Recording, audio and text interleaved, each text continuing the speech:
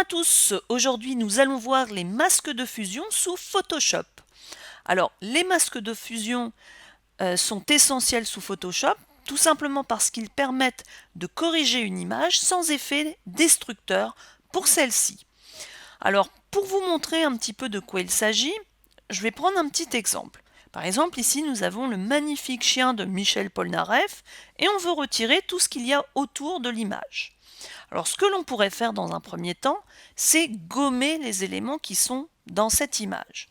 Donc je sélectionne donc mon calque, je clique dessus. Là ici dans ma boîte à outils, je vais prendre l'outil gomme. Alors je peux le prendre directement avec la touche E. Sinon je clique dessus, je regarde bien, je vérifie bien que je suis en outil gomme avec un clic droit. Voilà. Et je vais passer ma gomme sur l'image. Alors l'inconvénient de cette technique, c'est que si je ne voulais pas tout retirer, ben, je suis obligée de retourner en arrière. Et si je fais une erreur, c'est la même chose. Donc c'est pas forcément la meilleure solution. Donc si je veux retirer de la matière, je vais avoir une autre solution que l'on va avoir là ici dans notre panneau des calques, c'est le masque de fusion. Alors il se trouve juste ici, c'est l'icône, c'est un rectangle avec un rond noir au milieu. Je clique dessus, en ayant évidemment mon calque sélectionné. Là ici, vous avez donc le masque qui est apparu. Et ce que je vais faire, c'est que je vais peindre sur mon image pour retirer tout le surplus. Donc je vais utiliser le pinceau. Donc deux solutions, soit je clique dessus, je vérifie bien que c'est lui, outil pinceau, soit j'appuie sur la touche de raccourci B, ça me donne aussi l'outil pinceau. Là ici, alors dans un premier temps, je vais me mettre en blanc et en noir. Donc là ici le gris, hop, je vais repasser en blanc. Donc le code c'est plusieurs F pour vous montrer un petit peu la différence. Donc je vais passer en noir. Et vous regardez, vous remarquerez que quand je passe un pinceau noir, je retire toute la matière. Super génial, c'est ce que je voulais. Et par exemple, là, hop, j'ai un petit coup de pinceau un petit peu malheureux. Bah, c'est très simple. Alors pour changer rapidement les couleurs, j'appuie sur ma touche X. Vous voyez, je suis repassé ici en blanc. Je repasse du blanc.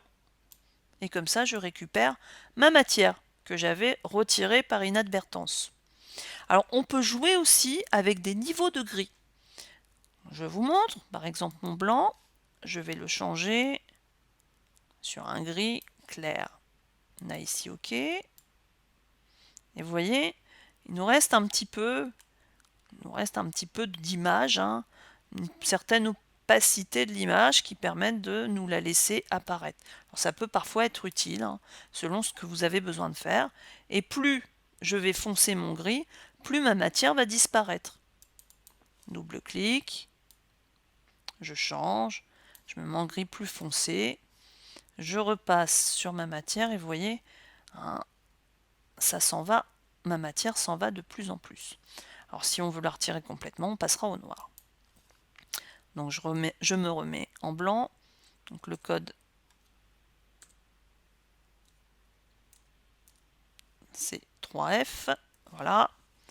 Donc je repasse en noir avec touche de raccourci X et je vais donc retirer tout le surplus grâce à mon pinceau noir.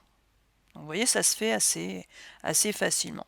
Alors là, attention, on n'a pas forcément un élément. L'élément le plus facile à détourer parce que vous avez un petit peu la crinière du chien à détourer. Vous voyez, ça se fait quand même assez rapidement de retirer la matière. Donc j'accélère un tout petit peu, je le fais un petit peu. J'aurais dû prendre une taille de pinceau un petit peu plus grosse pour aller plus vite. Évidemment. Hop. Hop. Alors c'est pas fait très proprement. Mais ça vous permet de voir un petit peu ce que ça peut faire. Alors vous regardez là sur le côté, quand vous avez votre masque, toutes les zones qui ont été peintes du coup apparaissent sur le masque en noir. Et donc ont bien été retirées du coup de votre image de base. Vous voyez, c'est pas très très compliqué. Alors ça fait partie des techniques de détourage des images. Donc ça, c'en est une. Il y en a d'autres. Donc à la rigueur, c'est la première technique que vous pouvez utiliser. C'est la moins compliquée. Alors vous verrez aujourd'hui, avec les améliorations du logiciel, il y en a d'autres, il y en a une autre qui est aussi assez simple.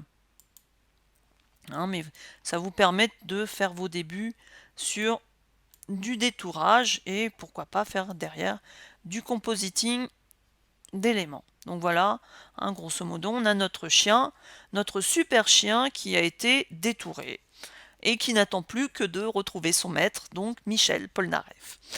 Donc ce tuto étant terminé, je vous dis à bientôt pour un autre tuto sur Photoshop et pouvoir donc apprendre les essentiels pour pouvoir réaliser de belles compositions.